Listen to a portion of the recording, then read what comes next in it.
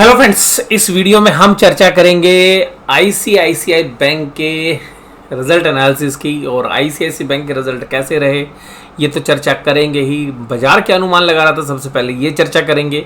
उसके बाद चर्चा करेंगे कि कंपनी ने डिविडेंड कितना दिया। उसके बाद चर्चा करेंगे कंपनी का फाइनेंशियल्स कैसे रहे, फाइनेंशियल में क्या चीज़ खास थी, और उसके बाद क्या इसके शेयर प्राइस पर असर आपको देखने के लिए मिल सकता है रिजल्ट का। ये मेरा खाली आकलन है, ओनली फॉर एजुकेशनल पर्पज़। कोई ट्रेड लें तो अपने फाइनेंशियल एडवाइस सलाह लें, ये भी चर्चा करेंगे। इसके बाद हम बात करेंगे निफ्टी और बैंक निफ्टी पर इसका क्या असर पड़ सकता है। तो अगर आप ये सारी चीज़ें जानना चाहते हैं तो वीडियो के अंत तक बने रहिएगा। सारी चर्चा हम इस वीडियो के अंदर करने वाले हैं। और सबसे खास बात, आईसीआईसीआई बैंक के Q4 में क्या उम्मीदें थी। देखिएगा, बाजार को उम्मीद थी ईयर ऑन ईयर 28% का प्रॉफिट आएगा। ईयर ऑन ईयर 28% का प्रॉफिट जंप आएगा। अगर 28% को हम ट्रांसलेट करें क्वार्टरली बेसिस के ऊपर, तो मैं आपको बताता हूँ ये फिगर आती तकरीबन 7.5 या 8% के आसपास। तो 7.5-8% के पास फिगर आती अगर नेट प्रॉफिट 28% बढ़ता क्वार्टर ऑन क्वार्टर बेसिस पे। दूसरी बात है pre operating profit, pre provisions operating profit, यानी कि कंपनी का मूल्यतः, यानी कि बैंकों का मूल्यतः बिना प्रोविजंस के और बिना टैक्स देने के पहले जो प्रॉफिट आता है, जिसको हम बोल सकते हैं कि ऑपरेटिंग प्रॉफिट बिफोर प्रोविजंस। और प्रोविजन सभी तरीके के प्रोविजन, चाहे वो टैक्स के हैं चाहे नॉन टैक्स के, यानी कि बिजनेस से रिलेटेड प्रोविजंस या टैक्स से रिलेटेड या बाकी अदर प्रोविजंस। तो यहाँ पर ब्रोकर्स उम्मीद कर रहे थे 33% की ईयर ऑन ईयर।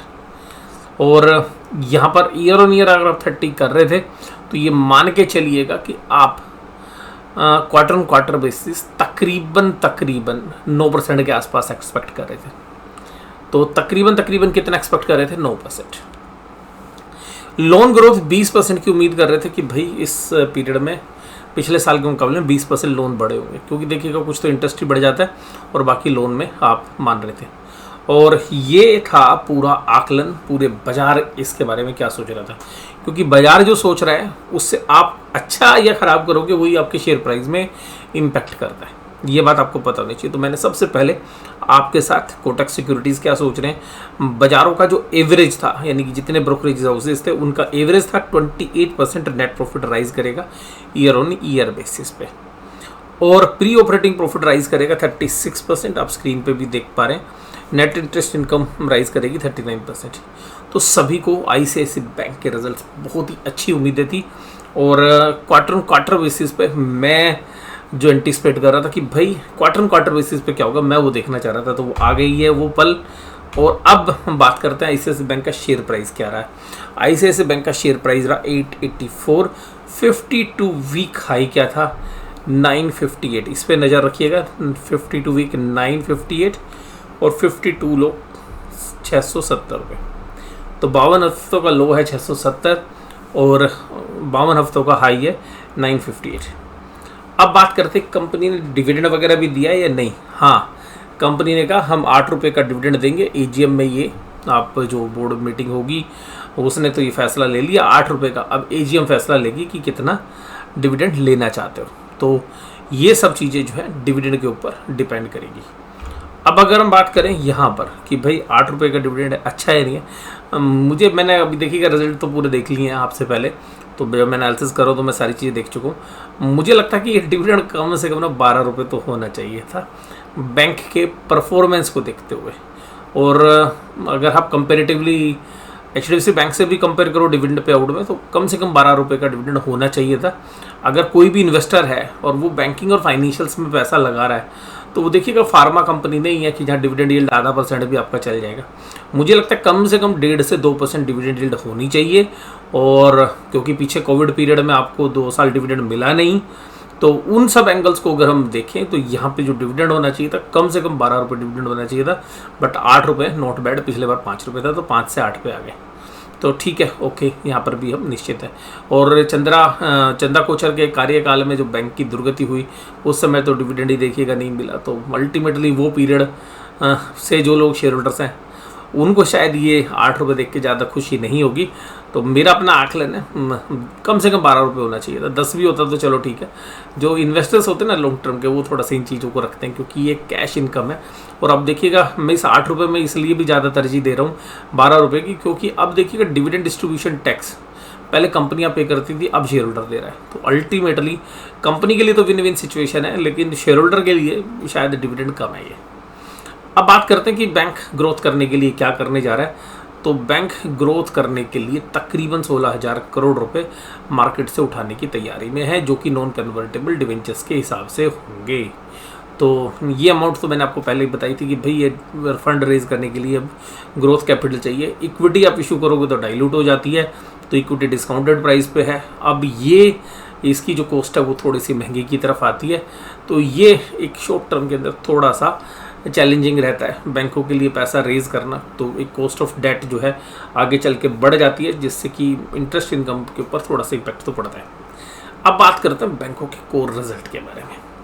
देखिएगा कोर रिजल्ट देखेंगे सबसे पहले इंटरेस्ट के एंगल से। जो इंटरेस्ट की अर्निंग हुई है इनको पिछले क्वार्टर में हुई थी 28,505 28,505 करोड़। इस बार हुई है 31,000 करोड़, यानी कि तकरीबन 9% के आसपास का इजाफा इनको इंटरेस्ट की अर्निंग में हुआ है। तो मैं इसको मोटा मोटी 9 से 10 के बीच में, तो 9 से 10 के बीच में डाल देते हैं। तो ये जो ग्रोथ हुई है इनको इंटरेस्ट इनकम की, ये interest on discount and advance bills पे हुई है। तकरीबन 2,000 करोड़ की इनकम और इन्वेस्टमेंट पे देखिएगा 500 करोड़ की, तो ये भी 10% के आसपास बढ़ी, ये भी 10% और 10 के बीच में ये दोनों। और यहाँ पर ये इनकम देखेंगे कि जो आरबीआई से पैसा आता है वो भी 10% से ज़्यादा है, तो 10 से काफ़ी ज़्यादा है। और अदर्स में तो म्यूटेड ही है, थोड़ा सा डी ग्रोथ है, लेकिन वो फिगर बहुत बड़ा नहीं है, तो इसलिए ज़्यादा तरजीह देते नहीं है। और अदर इनकम की फिगर देखिएगा म्यूटेड रही है। आप इसको समझिएगा, न्यू बिजनेस न्यू डेवलपमेंट में कुछ नहीं आया, यानी कि जो पुराने ग्राहक थे उसी जैसी इनकम आई है, तो इसमें कोई ग्रोथ नहीं है, मात्र 50 करोड़ रुपए। लेकिन जो मेन बैंकिंग बिजनेस है, जो इंटरेस्ट वाला है, एक तो रेट ऑफ इंटरेस्ट बढ़ने से भी बेनिफिट मिला है और एक लोन ग्रोथ भी इनकी हुई है।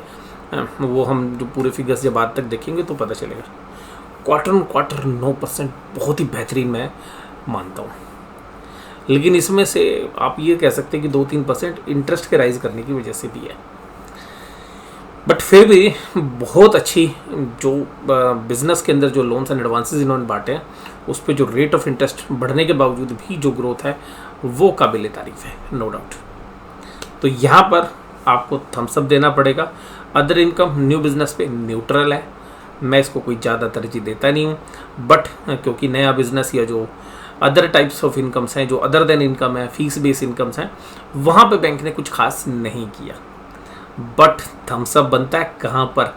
इंटरेस्ट अर्न्ड में। अब बात करते हैं इंटरेस्ट एक्सपेंडेड।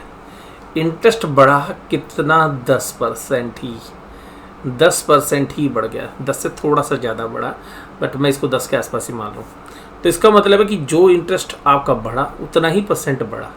लेकिन ये ध्यान रखिएगा, हम एचडीएफसी बैंक में क्या देख रहे थे कि जितना एब्सोल्यूट टर्म में बढ़ रहा है उतना ही यहाँ एब्सोल्यूट टर्म में बढ़ रहा था। यहाँ बढ़ रहा है सेम, लेकिन परसेंटेज टर्म्स में यहाँ 1200 करोड़ के आसपास, 1200-1300 करोड़ रुपए के आसपास बढ़ा है इंटरेस्ट एक्सपेंडेड में। यहाँ पर आप देखिएगा 2500 करोड़ के आसपास इंटरेस्ट इनकम बढ़ गई है, 1500 करोड़ के आसपास आपके खर्चे बढ़े, 1300 करोड़ के आसपास आपके खर्चे बढ़े। तो आपके पास 1200 करोड़ रुपए का गैप आ रहा है अभी भी, यानी कि आप पॉजिटिव साइड में। यही इसका भाई सब क्रक्स है HDFC bank, sorry ICICI bank में। यही चीज़ सबसे अच्छी है जो हम एचडीएफसी बैंक में मिसिंग देख रहे थे। अब अगर बात करें एम्प्लॉय कोस्ट तकरीबन 20% बढ़ गई है। ये थोड़ा सा आपको महंगा लगेगा, थोड़ा सा इन्फ्लेशनरी प्रेशर भी है, तो यहाँ पे हाँ थोड़ा सा कॉस्ट प्रेशर है, और ये हम कह भी रहे थे सारे बैंकों को मिलेगा, यहाँ भी मिला। इसके अलावा देखिएगा अदर ऑपरेटिंग एक्सपेंसेस के अंदर मात्र आपका 5% का राइज है। तो एम्प्लॉय कोस्ट में तो आपका 10% से भी ज़्यादा है और 11-12% के आसपास है, लेकिन ऑपरेटिंग कॉस्ट में आप ठीक है, न्यूट्रल है। तो कुल मिला के आपका 7-8% ही ऑपरेटिंग एक्सपेंस बढ़ा। तो खर्चे बढ़ने के बाद अब बात करते हैं ऑपरेटिंग प्रॉफिट की। अब ऑपरेटिंग प्रॉफिट देखिएगा क्या आया, 13,271 करोड़ से बढ़ के 13,826 करोड़। मात्र 500 करोड़ रुपए के आसपास, 500 करोड़ भी नहीं है, 500 करोड़ से कम है। परसेंटेज टर्म्स में देखेंगे तो 4.25% एक क्वार्टर का कोर ऑपरेटिंग प्रॉफिट बड़ा है, काबिले तारीफ, नो डाउट, एक्सेलेंट। लेकिन ये ध्यान रखिएगा, यहाँ से अब स्टोरी रुख बदलेगी। जब मैं अगली स्लाइड पे जाऊंगा तो रुख बदलने वाला है, और रुख क्या बदलने वाला है उससे पहले पर यहीं पे भी रुकते हैं थोड़ी देर। तो देखिएगा ये 18,271 में से आप 13,826 घटाएंगे तो आप पाएंगे कि तकरीबन जो 500 की फिगर ही लेते हैं तो यहाँ पर 500 के आसपास की जो फिगर है, 500 करोड़ के आसपास की जो फिगर है वो ऑपरेटिंग प्रॉफिट में बढ़ रही है, काबिले तारीफ। लेकिन जब आप प्रॉफिट बढ़ाने की बात कर रहे थे यहाँ पर, तो यहाँ पर आपकी इंटरेस्ट इनकम बढ़ रही थी 2500 करोड़ में से चलो आपकी 1000 करोड़ यहाँ चली गई, 1000 करोड़ रुपए आपकी यहाँ चली गई, 1200 करोड़ कुछ आपके एक्सपेंसेस में चली गई, तो आपके पास मात्र क्या बचा, 500 करोड़।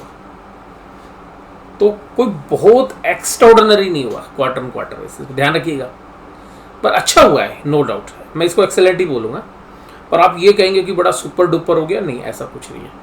अब सुपर डुपर होएगा नीचे। अब आप देखेंगे एक आइटम कैसे इस फाइनेंशियल स्टेटमेंट के अंदर इस प्रॉफिट एंड लॉस की तकदीर बदल देगा। यानी कि अगली स्लाइड पे ना इस प्रॉफिट की ना एकदम तकदीर ही बदल जाएगी। आइएगा वो तकदीर बदलने वाला आइटम पर आते हैं। वो तकदीर बदलने वाला आइटम है प्रोविजंस, यानी कि जो बैंकों की नॉन परफॉर्मिंग असेट्स है, एनपीए है या परफॉर्मिंग असेट्स हैं, उनके जो प्रोविजंस है सब्सटेंशियली घट गए। 2200 से 1600 करोड़, 600 करोड़ रुपए प्लस। पिछली बार 2200 करोड़ पे थे, इस बार 1600 करोड़ है, 600 करोड़।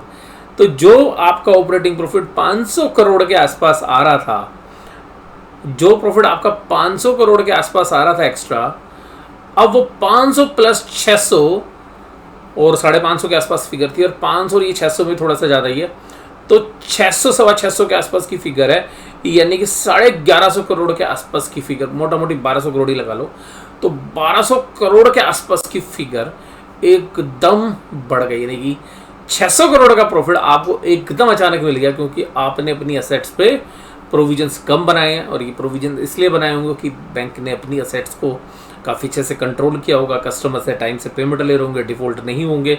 और वैसे भी देखिएगा लोन ग्रोथ अभी आ रही है, क्योंकि कोविड के बाद लोगों को बहुत पैसे की जरूरत है, तो जो नए लोग लोन दिए हैं वो भी डिफ़ॉल्टर नहीं है। और कुछ पैसा आपको पता है कोविड टाइम पे कुछ गारंटी स्कीम्स में गवर्नमेंट गारंटी भी चल रहा था, तो एनपीए वहाँ से भी नहीं आ रहे हैं, वो भी एक जो है बैंकों के लिए थोड़ा सा कंफर्टेबल है। कुल मिला के भाई सब प्रोविजन बढ़ा और प्रॉफिट की तकदीर बदल गई। यानी कि जहाँ आपको 550 करोड़ के आसपास का क्वार्टर प्रॉफिट ग्रो कर रहे थे, वहाँ पे 625 करोड़ और जुड़ गए, तकरीबन 1200 करोड़ का प्रॉफिट जंप सीधा।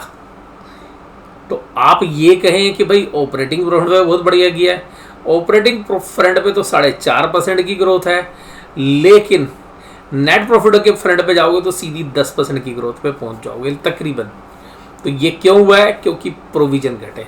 तो ध्यान रखिएगा, कोर ऑपरेटिंग प्रॉफिट 4.5% की रेट से ही बढ़ रहा है। आप उसी को कंसीडर करिए, आप ये मत कंसीडर करिए कि ये जो प्रोविजंस है ऐसे घटते रहेंगे। It is only one time item. मैं इसको ऐसे रेगुलरली घटता हुआ नहीं देख सकता, ऐसे घटते भी नहीं है रेगुलरली, क्योंकि एक बार घटते हैं थोड़े समय के बाद फिर ये दोबारा से बढ़ना शुरू हो जाते हैं। क्योंकि जो लोन अभी दिए हैं वो जब थोड़े से पुराने होते हैं, उनके डिफ़ॉल्ट की सिचुएशन तब अराइज होती है, और वो लोग पैसा कमा भी पा रहे हैं नहीं कमा रहे लोन रीपे करने के लिए, और रेट ऑफ इंटरेस्ट की साइकिल अगर बढ़ती रही इसी तरीके से तो फिर भी चैलेंज एकदम बहुत तेज़ी से आएंगे, प्रोविजन एकदम तेज़ी से बढ़ सकते हैं। बट देखिएगा, जो चीज़ परफॉर्मेंस है उसको तो नकार नहीं सकते। बट बैंक ने क्या परफॉर्मेंस दी है, 10% का प्रॉफिट ऑर्डिनरी एक्टिविटी से आपका बढ़ता हुआ नजर आया 11,000 करोड़ से सीधा 12,200 करोड़ रुपए। 10% के आसपास का राइज है, थम्सअप बनता है, बढ़िया बनता है। मतलब क्वार्टरली परफॉर्मेंस 4.5% आपका कोर ऑपरेटिंग प्रॉफिट बढ़ रहा है, 5.5% आपके प्रोविजंस की वजह से बढ़ रहा है, सीधा 10% का जंप आपके प्रॉफिट में। तो एक्सेलेंट परफॉर्मेंस। तो देखिएगा 10% को बाइफरकेट कर दिया हमने। आपको मीडिया में कोई नहीं बताएगा कि भाई 10% तो बढ़ गया क्वार्टर क्वार्टर, वैसे तो वो ईयर इन ईयर बताएंगे, तो वो 30% के आसपास है फिगर। वो भी देखिएगा बढ़िया, वो तो था बाजार एंटीसिपेट ही कर रहा था, मैंने बताया भी था, हालांकि उसको भी बीट किया इन्होंने। लेकिन जो पूरा रिजल्ट की ना तस्वीर या तकदीर बदली, आप किसी मतलब आप इन पूरे रिजल्ट में कोई भी चीज़ आप निकाल के देखोगे ना जो प्रॉफिट से रिलेट करती है, उन सब के अंदर ना एक चीज़ ध्यान रखिएगा, सब चीज़ों की तकदीर बदल दी है प्रोविजन ने। ये प्रोविजन घटा, ठीक है, और प्रॉफिट बढ़ा। प्रोविजन घटा, प्रॉफिट बढ़ा, तकदीर बदल दी। तो तकदीर और तस्वीर दोनों बदल गई इस प्रॉफिट की। तो प्रॉफिट एकदम बढ़िया हो गया। बढ़िया पहले भी होता, अब सुपर डुपर हो गया, मैं यही कह रहा हूँ। अब तो भाई दमदार हो गया। तो 8,300 करोड़ के प्रॉफिट दिखा रहे थे आफ्टर टैक्स। अब जो 9,121 करोड़ के तकरीबन 10% है, वो फिगर हमने कैलकुलेट कर रखी है। ईपीएस से वो कोरिलेट हो जाएगी और डाइल्यूटेड ईपीएस में 11.68 से बढ़कर 12.83 हो गया।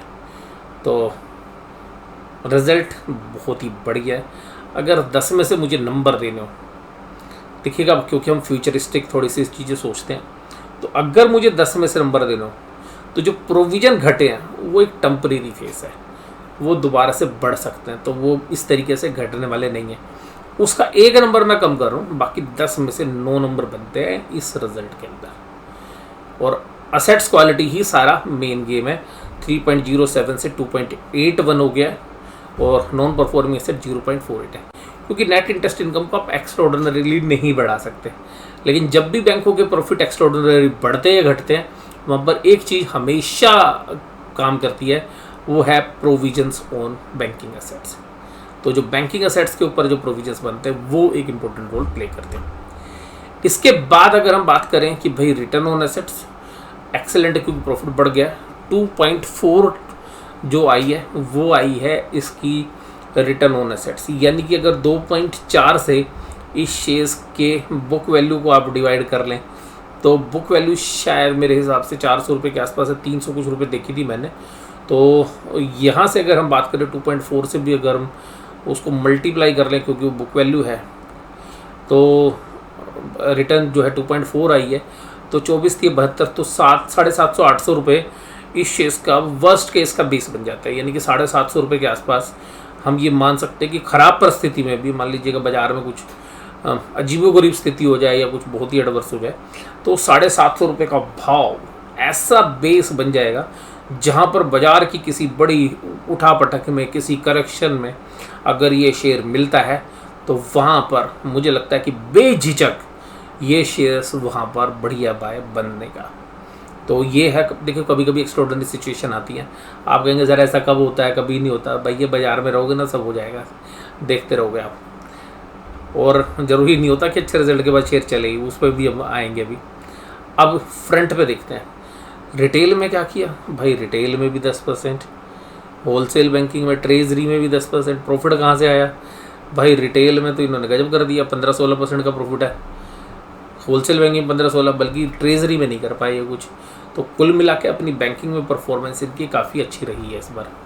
और अगर कंसोलिडेटेड बेसिस पे, जिसमें इंश्योरेंस इनकी आर्म है ICICI प्रू, उनको भी अगर इनको इंक्लूड कर रहे हैं और बाकी जो सब्सिडरी कंपनीज है, तो 13.84 की EPS आई है। अगर इसको भी हम ट्रांसलेट करें कंसोलिडेटेड बेसिस पर, वेटेड EPS निकालने की कोशिश करें, तो आप पाएंगे कि 55-56 रुपये के आसपास जो है EPS बनेगी। तो वहाँ से भी देखें तो आप ब्रोकरेज हाउस को आप टारगेट डिसाइड करते हुए देखेंगे। और जहाँ पर मुझे अनुमान है कि जो टारगेट आएंगे ब्रोकरेज हाउस के, वो अगले क्वार्टर के लिए, अगले साल के जो प्राइस टारगेट आएंगे वो 1160 रुपये से 1220 रुपये के आसपास आएंगे। 1160 से 1220 के बीच आएंगे। और जो थोड़ा सा कंजर्वेटिव भी करेंगे 1160 से 1220 के आएंगे। और जो थोड़ा सा कंजर्वेटिव आएंगे, जो 3 या 4 महीने के लिए जो टारगेट देंगे अगले, यानी कि 6 महीने के लिए, वो टारगेट का भाव आएगा 1050 के आसपास। अब वो आप 2-4 दिन में देख ही लेंगे, जो ब्रोकरेज हाउसेज इसके ऊपर रिपोर्ट निकालेंगे। अभी हाल फिलहाल के लिए हम क्या करते हैं, देखिए वो अगले क्वार्टर रिजल्ट के बाद के नंबर्स हैं, मतलब उसमें 4-5 यानी कि 1000 रुपये तक का भाव आपको अगले 4-5 महीने में देखने के लिए मिल सकता है। ये थोड़ा सा मतलब इस तरीके से हम सोचते हैं, क्योंकि ये सब चीज़ें प्राइस इन होती हैं। लेकिन फिर भी ये शेयर जो है 3-4% का राइज कर सकता है अभी भी। 920-930 रुपये के आसपास आपको हो सकता है कि ये शेयर जल्द ही दिखा दे, यानी कि 1 या 2 महीने के अंदर दिखा दे, और हो सकता है कि कल भी ये 2-3-4% की तेज़ी सुबह ओपनिंग सेशन में दिखाए। लेकिन मुझे बाज़ार में इसका एक इम्प्लीकेशन जो है लग रहा है, वो मैं आपको बता देता हूँ। देखिएगा, इस को आप ध्यान में रखिएगा। मैं आपको एक चीज़ बताता हूँ। देखिएगा, जो बड़े प्लेयर्स हैं, जो ट्रेडर नहीं है, जो इन्वेस्टर्स हैं, उनका जो एक्सपोजर होता है एक पर्टिकुलर सेक्टर में, वो फिक्स रहता है कि भाई हम इस पर्टिकुलर सेक्टर में 18% पैसा अपना डालेंगे। जो बड़े फंड हाउसेज हैं या जो भी DIs हैं, इन्वेस्टर्स हैं, और वो 18% डालेंगे। कभी कभी किसी सेक्टर में थोड़ा सा बुलिशनेस होती है तो वो 18 से 19 या 20 में चले जाते हैं, लेकिन वो फ्यूचरिस्टिक प्लान बनाते हैं। तो मुझे लगता है कि एक्सपोजर तो शायद बैंकिंग में नहीं बढ़ेगा, एक्सपोजर तो जो है वही रहेगा। लेकिन ये है कि इस बैंक में एक्सपोजर बढ़ने के चांसेस है। तो इस बैंक की परफॉर्मेंस आपको शेयर प्राइस में थोड़ा सा पॉजिटिव साइड में जाती हुई नज़र आनी चाहिए। और उसका इम्प्लीकेशन क्या होगा कि जो पूरा मतलब इंस्टीट्यूशंस हैं वो शायद बैंकिंग में एक्सपोजर ना बढ़ाएं इस टाइम पे, तो उसका जो प्रेशर है वो आपको कुछ शेयर्स पे नज़र आ सकता है। मुझे लगता है कि ICICI बैंक की जो परफॉर्मेंस, अगर आप उसको कंपेरेटिवली रैशनल बेसिस पे सोचने की कोशिश करें HDFC बैंक के साथ, और HDFC बैंक का मर्जर भी होना है, वहाँ से भी जब एक गुडविल की फिगर आएगी उसको कैसे आप अकाउंट फॉर करेंगे, तो कुछ चीज़ें वहाँ से अभी क्लैरिटी रहेगी मर्जर तक। और मर्जर के बाद देखिएगा एक बैलेंस शीट में एक बार झटका भी आएगा एक फाइनेंशियल में। तो मुझे पर्सनली ऐसा लगता है कि जो मनी है वो HDFC बैंक से स्विच करके ICICI बैंक की तरफ मूव करेगी। और मुझे एक और भी रीज़न लगता है कि इसके साथ साथ जो हमारा एक फेवरेट बैंक है जिसमें मुझे लगता है कि वो ठीक है वैल्यू, तो वो भी थोड़ा सा अभी चला है, तो हो सकता है कि थोड़ा सा एक्सपोजर वहाँ से भी आपको घटता हुआ नजर आए, वो है कोटक बैंक। तो कोटक बैंक से भी हो सकता है कि थोड़ा सा एक्सपोजर निकल कर ICICI बैंक की तरफ मूव करे। एक्सिस बैंक पे अभी वेट एंड वॉच वाली स्थिति रहनी है। इंडसइंड बैंक पे भी वेट एंड वॉच वाली स्थिति रहनी है, बाजार क्वार्टर रिजल्ट का इंतजार करेगा। इसी तरीके से SBI पे भी वेट एंड वॉच है। लेकिन ये ICICI बैंक के जो रिजल्ट्स हैं, ये जो बाकी मैंने बैंक बताया आपके साथ, एक्सिस, इंडसइंड, कोटक, उनके लिए शायद थोड़ा सा फेवरेबल होगा। इसके अलावा एक और बैंक के लिए जो है एक्सपोजर घट सकता है, वो है AU स्मॉल फाइनेंस बैंक। तो वहाँ से पैसा मूव करके यहाँ आ सकता है। तो 3 बैंक मैंने आपको बताया। कोटक सबसे पहले तो HDFC जहाँ से पैसा निकल सकता है और ICICI की तरफ मूव कर सकता है। दूसरा कोटक जहाँ से पैसा निकल कर ICICI की तरफ मूव कर सकता है। तीसरा AU स्मॉल फाइनेंस बैंक, क्योंकि वहाँ पे एक अच्छी रैली हुई है, वहाँ से पैसा निकल कर इधर मूव कर सकता है। क्योंकि बैंकिंग सेक्टर में जो ग्रोथ होती है वो एक पेस के साथ ही होती है, आप एक्स्ट्राऑर्डिनरी ग्रोथ नहीं आ सकती। हालांकि आपकी असेट्स क्वालिटी की वजह से एक एक्स्ट्राऑर्डिनरी प्रॉफिट्स आप जनरेट कर लेते हैं, जैसा इस केस में हुआ है। अगर की हाईलाइट देखें Q4 23 की, तो देखिएगा core operating profit year on year बढ़ा है 36%। काफ़ी बेहतरीन है। प्रोविजन जो है घटकर आए 1619 करोड़ के, जो मैंने भी आपको बताया, उसी से सारा गेम बदला है। Core operating profit less provisions 34.7% बढ़ा year on year. Quarter on quarter ही ज़्यादा बात करते नहीं है। करंट अकाउंट साल भर में बढ़े 9.3% साल दर साल। 7.5% बढ़े हैं सेविंग अकाउंट। देखिएगा सेविंग अकाउंट में तो भाई 4% तो इंटरेस्ट बढ़ जाता है, 7.5 बढ़ा गया तो कुछ ज़्यादा नहीं हुआ। लेकिन इन्होंने भाई साहब जो FD बढ़ाई है, FD में खूब दब के पैसा लिया है। लेकिन अगर रेट ऑफ इंटरेस्ट की साइकिल घटनी शुरू होगी, ये बाद में इनके लिए कॉस्ट ऑफ डेट बढ़ा देगी।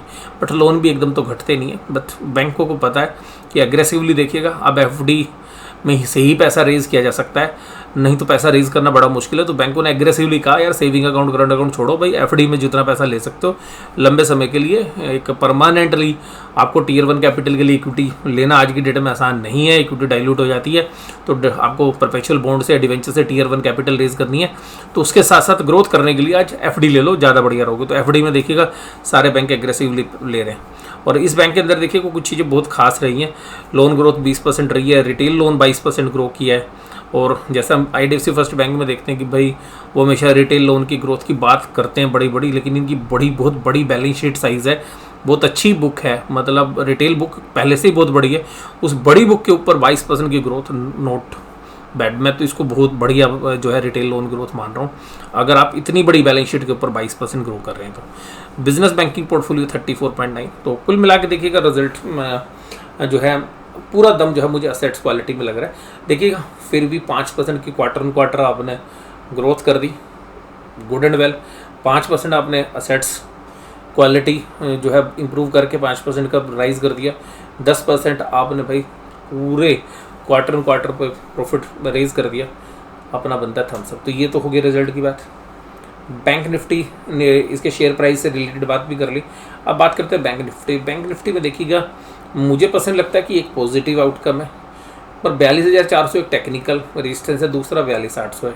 और जैसे मैंने कहा कि ICICI बैंक के लिए हो सकता है कि बढ़िया हो, लेकिन पैसा स्विच होकर दूसरे बैंकों में जाएगा। तो मुझे लगता है कि बैंक निफ्टी पे 42,400 अभी भी हर्डल रहेगी, और 42,400 से 800 एक अच्छा सप्लाई जोन है। इससे कोई आप ये सोचे कि बैंक निफ्टी का टर्न अराउंड होगा, नहीं। मुझे लगता है कि अभी जो 4 दिन बचे हैं इस वीकली एक्सपायरी के, तो ऐसा होगा कि इनिशियल फेज में तो शायद ICICI बैंक अच्छा करे और रिजल्ट का इम्पैक्ट भी आपको पॉजिटिव देखने के लिए मिले। लेकिन बैंक निफ्टी में देखिएगा बड़े प्लेयर्स ट्रेड करते हैं, उनके बड़े सौदे होते हैं, तो हो सकता है कि वो उस समय के लिए कुछ दूसरे बैंकों में सेलिंग कर दे और वहाँ पर एक एडजस्टमेंट हो। तो मुझे जो आउटलुक लग रहा है वो ऊपर की तरफ मुझे इस महीने के लिए, इस हफ्ता, अगले हफ्ता महीना ही हो जाएगा 42,800 से 44,400 से 42,800। और रिव्यू बदला है ICICI बैंक के रिजल्ट की वजह से, ये आपको बता दूं। निचले लेवल पर मुझे लग रहा है अभी भी 41,500 और 41,800 के बगैर शायद बाजार ऊपर नहीं जाएगा।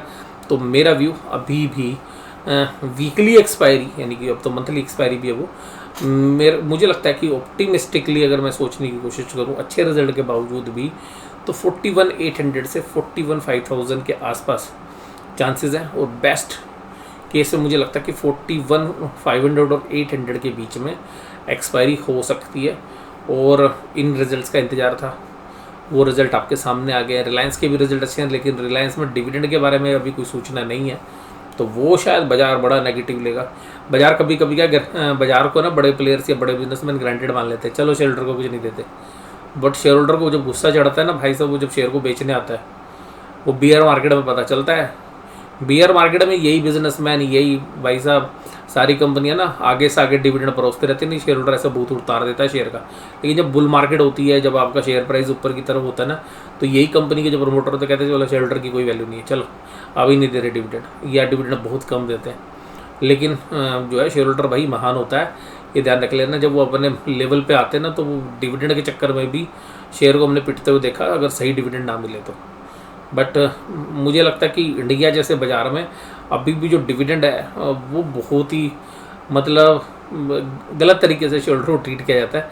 कम से कम डिविडेंड के रूप में बैंकों के अंदर कम से कम 2% से लेकर 3% डिविडेंड होनी चाहिए।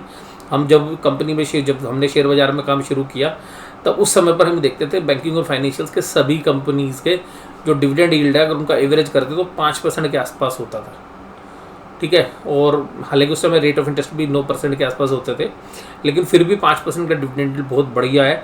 और उसके बाद डिविडेंड डिस्ट्रीब्यूशन टैक्स आया, उस टाइम पर भी हम 2.5-3% के आसपास का डिविडेंड यील्ड देखते थे। अब तो डिविडेंड पर टैक्स भी हमें देखना है, शेयर होल्डर्स को देना है। उसके बाद मुझे आज की डेट में डिविडेंड यील्ड ऐसा लगता है कि कंपनियां जो है शेयर होल्डर्स की अनदेखी कर रही हैं। और हालांकि ICICI बैंक ने एक अच्छा डिविडेंड दिया 8 रुपये, बट मुझे लगता है 12 रुपये तक का डिविडेंड इस फाइनेंशियल, मतलब अगर 52 रुपये का प्रॉफिट आपका आ रहा है, तो 52 रुपये के प्रॉफिट में अगर आप पूरे साल भर की EPS देखेंगे तो 48 रुपीज़ की EPS है। और 48 रुपीज़ की EPS के अंदर अगर हम 47 भी अगर डाइल्यूटेड भी देखें, तो 20% का डिविडेंड पे आउट दिया है इन्होंने, वो भी नहीं है, तो वो काफ़ी कम है। मुझे लगता है 35 से 40% का डिविडेंड पे आउट होना चाहिए, तो 15 रुपये के आसपास तक का भी डिविडेंड हो सकता था। बट हम तो 12 रुपये की बात कर रहे हैं। ये मेरे अपने व्यू हैं, व्यक्तिगत है। मैं जिस तरीके से सोचता हूँ वो मैंने आपके साथ चर्चा कर ली। भाई कोई भी ट्रेड लें निफ्टी में, बैंक निफ्टी में, ICICI बैंक में, HDFC बैंक में, बाकी शेयर्स में, सब मुझे क्या लगता है वो मैंने आपके साथ डिस्कस कर लिया। आप अपना कोई भी फैसला लें तो अपने फाइनेंशियल एडवाइजर सलाह लें और उसके बाद ही अंतिम फैसले पहुँचें। अगर आपको सच में रिजल्ट एनालिसिस अच्छे लगे हैं, और बाकी मैं रिजल्ट के साथ जो बाकी चीज़ें शेयर प्राइस के साथ कोरिलेट करता हूँ वो आपको कैसी लगती हैं, जरूर से कमेंट बॉक्स में बताइए। और वीडियो अच्छी लगी हो तो जरूर से जरूर आप इसको शेयर भी कीजिए। वीडियो देखने के लिए धन्यवाद। Thank you very much.